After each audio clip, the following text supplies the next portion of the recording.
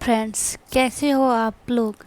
आज हम आप लोगों को एनसीईआरटी बुक साइंस क्लास 6 की बुक साइंस चैप्टर 8 के बारे में बताएंगे। चैप्टर 8 का नाम है शरीर में गति। अब इस चैप्टर के बारे में हम लोग जानेंगे। इसका फर्स्ट टॉपिक मानव शरीर एवं उसकी गतियाँ क्या है। सबसे पहले इसमें आता है संधि। संधि किसे कहते हैं? वह स्थान जहाँ शरीर के दो हिस्से एक दूसरे से जुड़ते हैं तथा उनकी गति संभव हो जाती है, संधि कहलाता है। संधियों के प्रकार। अब संधियों के प्रकार कितने होते हैं? संधियों के 4 प्रकार होते हैं। पहला, कंदुक खलिका संधि। ये क्या होता है? एक अस्थि का गेंद वाला गोल हिस्सा दूसरी अस्थि की कटोरी रूपी गुहिका में धंसा हुआ है। इस प्रकार की संधि सभी दिशा में गति प्रदान करती है। जैसे उदाहरण, कंधे की संधि। दूसरा, धुरार्ध संधि। धुरार्ध संधि क्या होता है? गर्दन तथा सिर को जोड़ने वाली संधि धुरार्ध संधि कहलाती है। जो गर्दन और सिर को जोड़ती है उसे धुरार्ध संधि कहते हैं। इसकी सहायता से गर्दन को आगे पीछे दाएं बाएं आसानी से घुमा सकते हैं। तीसरा, हिंज संधि। हिंज संधि क्या है? इसे कब्जा संधि भी कहा जाता है। हिंज संधि को कब्जा संधि भी कहा जाता है। यह दरवाजे में लगे कब्जे की तरह कार्य करती है। सिर्फ आगे पीछे एक ही दिशा में गति हो सकती है। इसको बाएं दाएं नहीं कर सकते, बस यह आगे पीछे ही हो सकता है। उदाहरण, हाथों की कोहनी तथा पैरों के घुटने की संधि। चौथा, अचल संधि। अचल संधि क्या होता है? अचल संधियाँ मस्तिष्क के जोड़ों के बीच पाई जाती है। इनमें गति नहीं होती है। अचल संधि में गति नहीं होती है। उदाहरण, ऊपरी जबड़े एवं कपाल के मध्य अचल संधि होती है। कंकाल। दूसरा रूप है कंकाल। कंकाल किसे कहते हैं? हमारी शरीर की सभी अस्थियां शरीर को एक सुंदर आकृति प्रदान करने के लिए एक ढांचे का निर्माण करती है। इस ढांचे को हम कंकाल कहते हैं। इसके बाद है एक्सरे। एक्सरे किसे कहते हैं? एक्सरे चित्र से हमें शरीर की सभी कठोर अस्थियों की आकृति का पता चलता है। उनमें हुई संभावित क्षति का भी पता चलता है तथा प्रत्येक भाग की अस्थियां की संख्या का भी पता चलता है। उसके बाद कार्पेल। कार्पेल क्या होता है?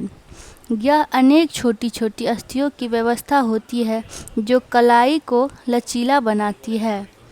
उसके बाद क्या है? पसली पिंजर। पसली पिंजर क्या है? पसलियाँ विशेष रूप से मुड़ी होती है जो कि वक्ष की अस्थि एवं मेरुदंड से जुड़कर एक बक्से की रचना करती है। इस शंकु रूपी बक्से को पसली पिंजर कहते हैं।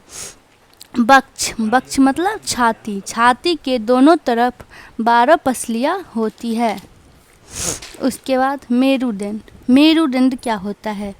मेरुदंड यह अनेक छोटी छोटी अस्थियों से बनी केशरुका है जो गर्दन से लेकर नीचे पीठ तक जाती है। मेरुदंड 33 केशरुकाओं का बना होता है। उसके बाद कंधे की अस्थियाँ क्या होती है? कंधे की अस्थियाँ, कंधे के समीप 2 ओहरी अस्थियाँ होती है। उसके बाद श्रोणी अस्थियाँ क्या है? इसे कुल्हे की भी कुल्हे की हड्डी भी कहते हैं। यह बॉक्स के समान होती है जो अमाशय के नीचे पाए जाने वाले अंगों की रक्षा करती है। उसके बाद तो है खोपड़ी। खोपड़ी क्या होता है? यह अनेक अस्थियों से के जुड़ने से बनी है। यह हमारे शरीर के महत्वपूर्ण अंग मस्तिष्क को सुरक्षित करती है। खोपड़ी हमारे मस्तिष्क को सुरक्षित करती है। उपास्थि। उपास्थि क्या है? कंकाल के अतिरिक्त कुछ अंग भी है जो हड्डियों जितने कठोर नहीं होते अतः जिन्हें मोड़ा जा सकता है। उदाहरण, कर्णपाली। कुछ पॉइंट है। कान के ऊपरी भाग में उपास्थि होती है जबकि कान के निचली भाग कर्णपाली में उपास्थि नहीं होती, इसीलिए यह बहुत ज़्यादा लचीला होता है। इसे मोड़ा भी जा सकता है। शरीर की संधियों में भी उपास्थि पाई जाती है।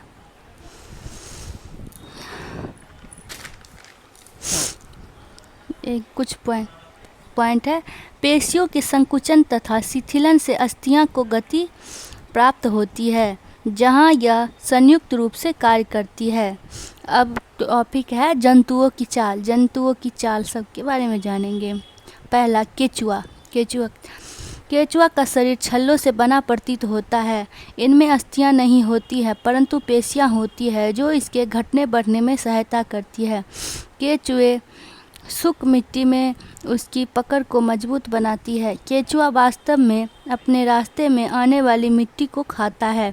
उसका शरीर अनपचे पदार्थ को बाहर निकाल देता है। केचुए द्वारा किया गया यह कार्य मिट्टी को उपजाऊ बना देता है, जिससे पौधे को फायदा होता है। घोंघा क्या होता है?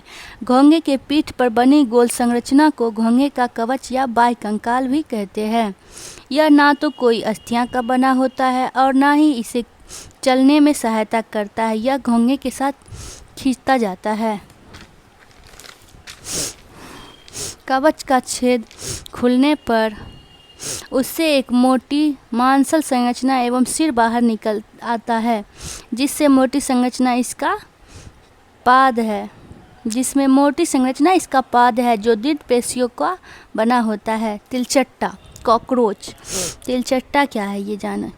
तिलचट्टा जमीन पर चलता है, दीवार पर चढ़ता है और वायु में उड़ता भी है। इसमें 3 जोड़ी पैर होती है जो इसको चलने में सहायता करता है। इसका शरीर कठोर बाह्यकंकाल द्वारा ढका होता है। यह बाह्यकंकाल विभिन्न एककों की परस्पर संधियों द्वारा बनता है, जिसके कारण गति हो पाती है। तिलचट्टा में विशिष्ट पेशियां होती है। पैर की पेशियां उन्हें चलने में सहायता करती है।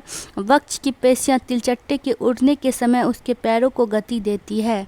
उसके बाद पक्षी क्या होता है? पक्षियों की हड्डियां खोखली परंतु मजबूत होती है। इनके पश्चपाद पैरों की अस्थियां चलने तथा बैठने के लिए अनुकूलित होती है। वक्ष की अस्थियां पंखों में रूपांतरित होकर उड़ने में सहायता करती है। उसके बाद मछली क्या होती है? मछलियाँ अपनी धारा रेखीय नाव जैसी आकृति के कारण जल में आसानी से तैरती है। मछली का कंकाल दृढ़ पेशियों से ढका होता है। उसके बाद सर्प क्या होता है? सर्प का मेरुदंड लंबा होता है।